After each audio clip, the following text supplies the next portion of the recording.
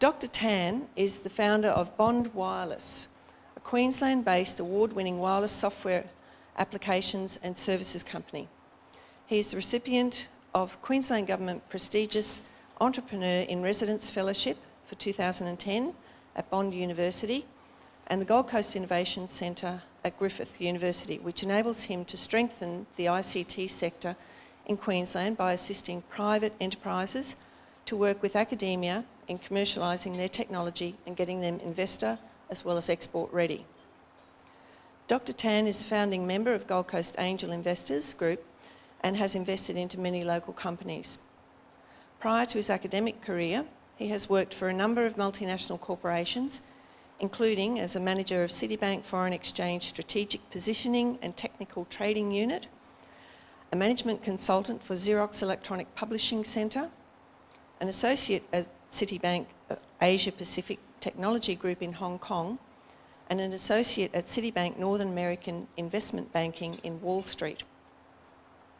He has over 45 academic publications, including a book chapters, and peer-reviewed papers in the area of soft computing and mobile applications.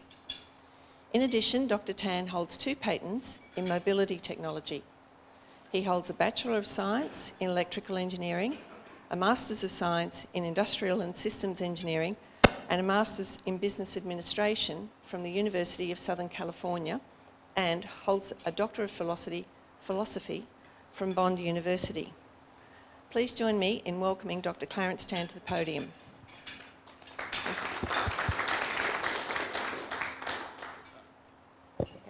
All right, thank you very much, Suzette, and thank you all for coming early in the morning. I'm very honored and happy to give a talk on Singularity University, which I was a graduate of, and I was sponsored by the GCIC and the Gold Coast City Council and Singularity University 2 years ago. And I'll share with you some of my experience out there and how some of these technologies that are coming at a very fast rate will disrupt our industry and how we can actually have an opportunity to perhaps capitalize on that. So Singularity University was founded about 5 years ago and is located at the NASA Ames Research Center in Silicon Valley, right next to Googleplex. And is sponsored, as you can see, by Google, Kauffman Foundation, Autodesk, Nokia, and all the big names. And I'm pleased to announce that this year we managed to get a scholarship, the first inaugural Singularity University Australian competition going, and it was sponsored by, again, Queensland Government, GCIC, and GBSD. So the mission is to educate, inspire, and empower leaders to basically try and use technology, exponential technology, to try and solve global challenges. And I'll talk a little bit more about what those are.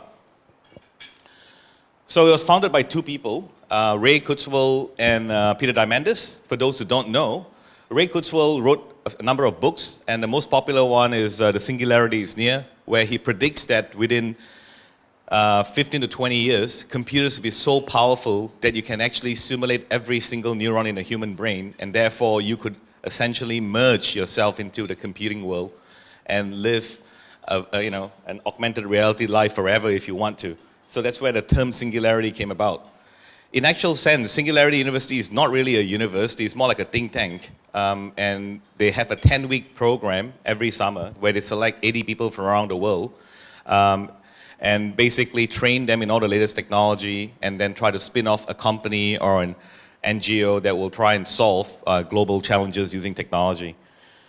So, there are movies made on him. If you haven't seen it, I suggest you actually watch it, The Transcendent Man. His latest book is called How to Create a Mind. He's talking about creating basically a supercomputer that they can simulate the human mind, and he joined Google to do this, so he's now the director of engineering at Google. So exponential technology, I mean, what is it? Our brains is very, very geared towards linear thinking. So if I were to tell you that, if you take a step, a meter a step, in 30 steps, you'll be 30 meters away. If you take an exponential step, every step that you take, you'll double it. So the first step is a meter, then it's 2, then it's 4, then it's 8. In 30 steps, you would have gone 26 times around the Earth. So that's how fast this technology moves. And I'll mention some of this technology as we progress through the presentation. So as you can see, this is from Kurzweil's chart. Essentially, he says that by the, I think, or around now, we have basically the technology of simulating a worm's brain, about 6 neurons. And in a few years' time, a mouse brain. And in about 15 to 20 years' time, a human brain. But by 2050, we would have the computing power to simulate every single human being on Earth. Now, when that happens, what are you going to do with all those computing power? So the other founder is Peter Diamandis. Peter Diamandis is well known for the work he did in founding the X Prize Foundation. And he wrote this book called Abundance. If you haven't read it, I suggest you read it. It's actually a very positive outlook on how technology is being used to solve and disrupt a lot of new old technology and bring in new opportunities. If you've seen his book, the cover of the book looks like an aluminum foil. The reason for this is because he talks about how aluminum used to be the most expensive metal on Earth because of the high cost of extracting it. You need very high melting point before the discovery of electrolysis. So in the 19th century, he gave an example how Napoleon III had the king of Siam as a guest, and he served his guest of honor with aluminum crockery and cutlery because it was the most expensive metal on Earth. But then, and even though it's the 5th most abundant element on Earth. So what happened was when they discovered electrolysis and they could extract bauxite, the price of aluminum falls so rapidly that now you just use it and throw it away. So the X Prize, basically, Peter Diamandis wants to, ever since he was young, he wanted to be an astronaut. He was a bit short in his stature, but he was very inspired by Charles Lindbergh's crossing the Atlantic Ocean to win a $26,000 prize. And that $26,000 prize essentially drove a lot of technology that within 10 years, people were actually flying across the Atlantic on passenger airlines. So he wanted to do the same for space because he couldn't be an astronaut with NASA.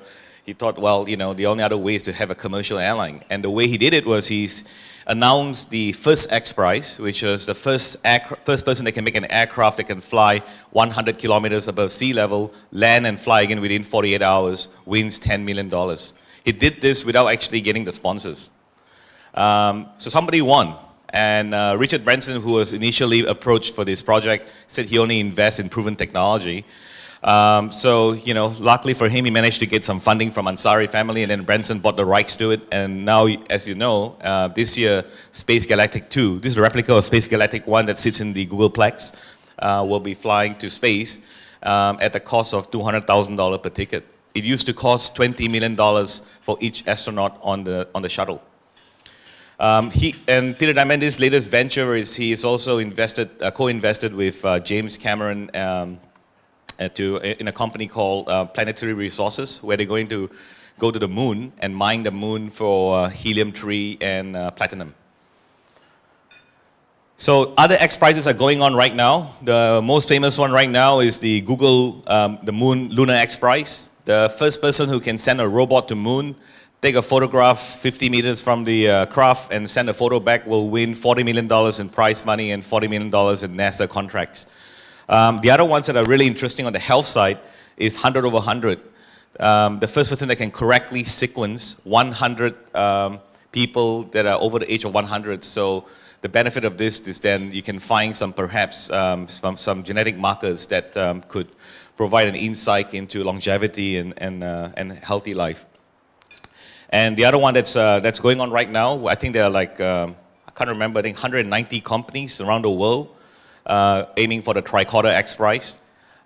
Basically, the first person that can develop a phone app that can out-diagnose a board of 10 doctors accurately. So the whole idea is that parents at night, if their baby is sick, could just essentially get an app that might take a saliva sample or a blood sample, and it'll immediately diagnose and give you the remedy that you need to follow. So as I said, Singularity University started in 2009, and the number of applicants applying for the program has also been growing exponentially. And they're selected based on 3 criteria: academically, entrepreneurial skills, and their passion for solving grand challenges. skip through some of the other slides. And basically, the team projects that you work on in a 10 weeks program, the final 3 weeks, the first 7 weeks, you get to listen to amazing speakers that you only see on TED Talks, people like Steve Wozniak and so forth. So these are the areas that at the final 3 weeks, you got to work on a project that will impact the life of 1 billion people, what they call the 10 to the power 9 plus problem.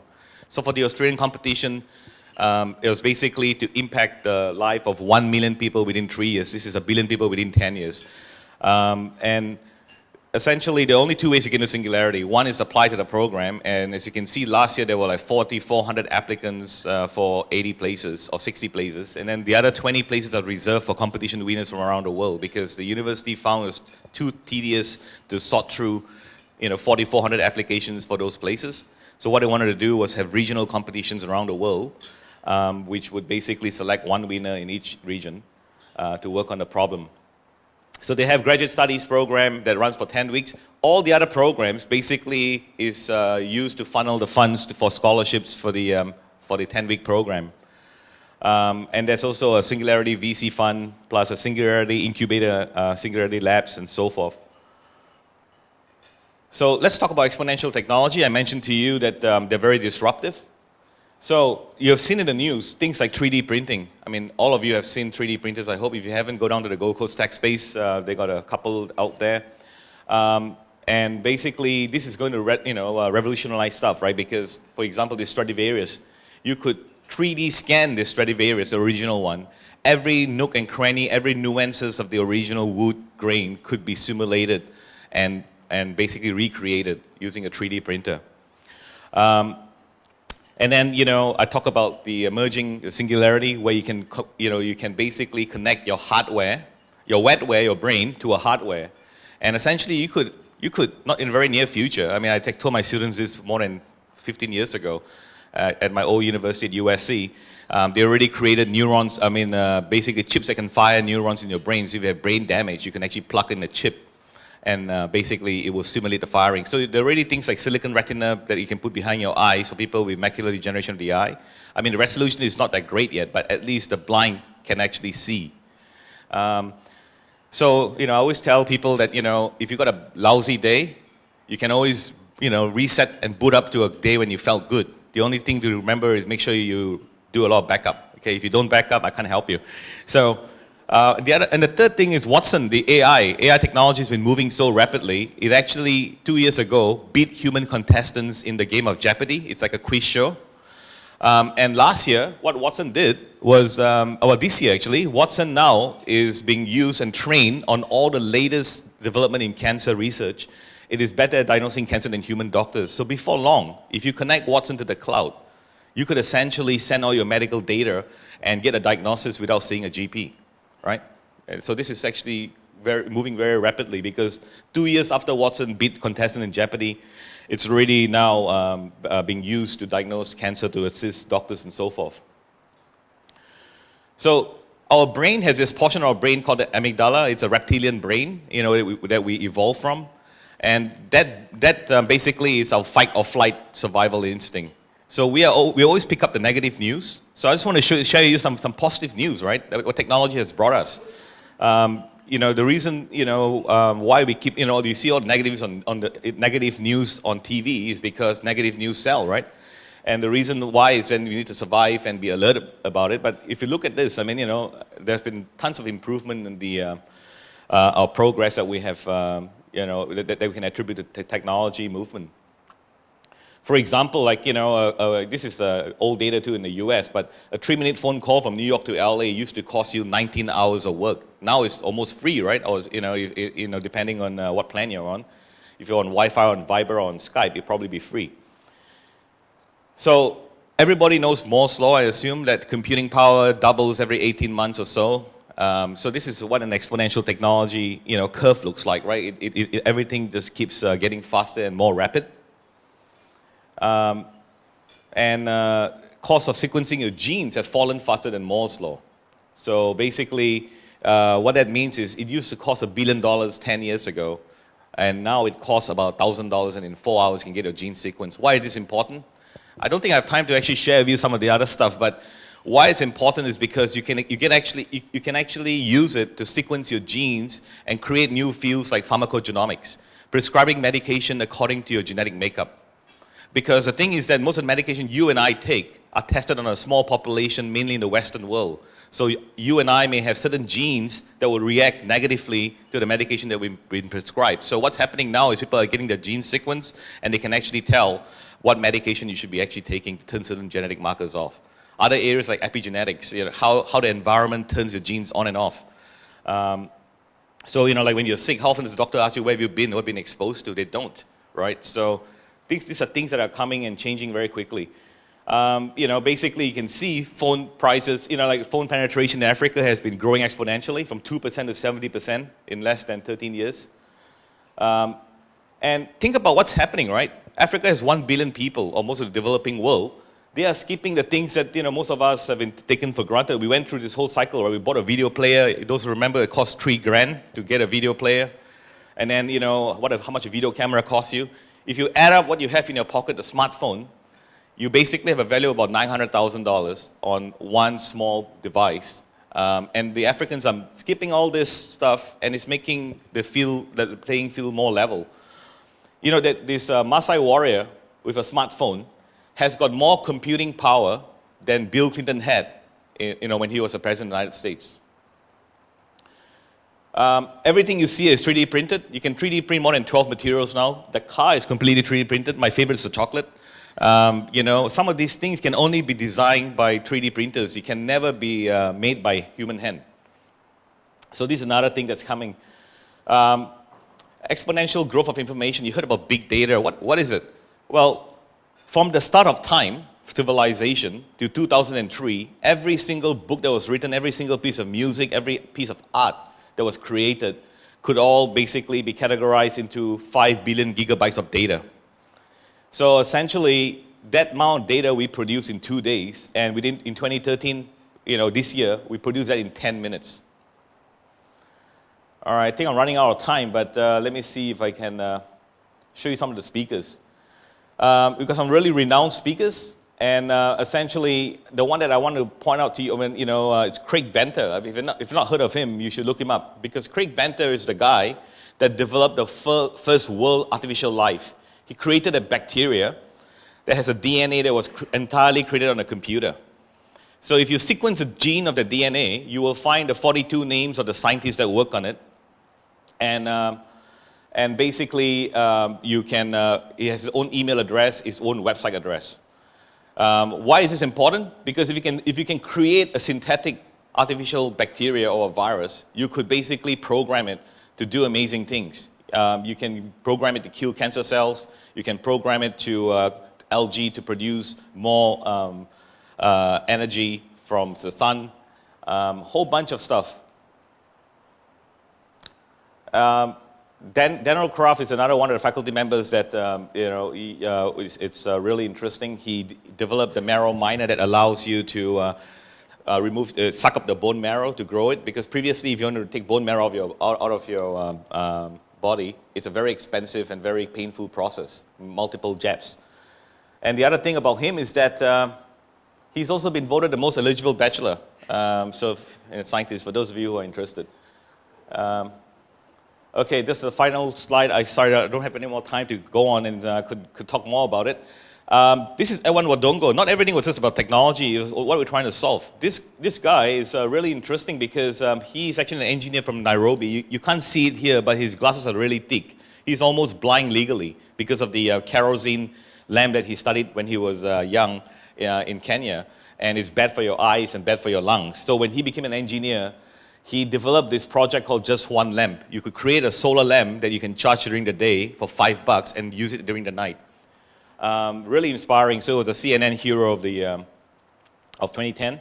And look behind me, my classmate sitting behind me is Steve Wozniak.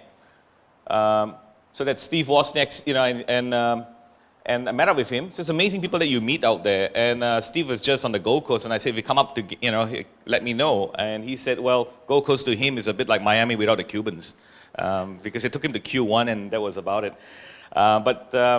Okay, one last one, something for you guys to think about in the government.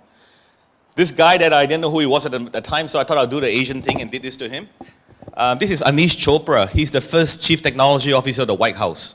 So one of the biggest problems America has right now is they're taking all the smartest people around the world, putting them in the top universities in the US, but the American VCs and American investors cannot fund their startups and they cannot live in America.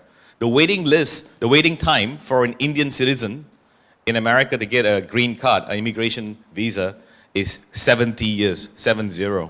For a Chinese, it's 20 years. So, in the US Congress testimonial recently, Texas Instruments actually said, why are we training the best brains in the world and sending them overseas, back home, to compete with us? So what's happened is, we got his year, and what's happening is this thing called Blue Seed. So a bunch of California VCs are funding this and building this and anchoring it 12 kilometers from the coast of California, so it's actually international waters.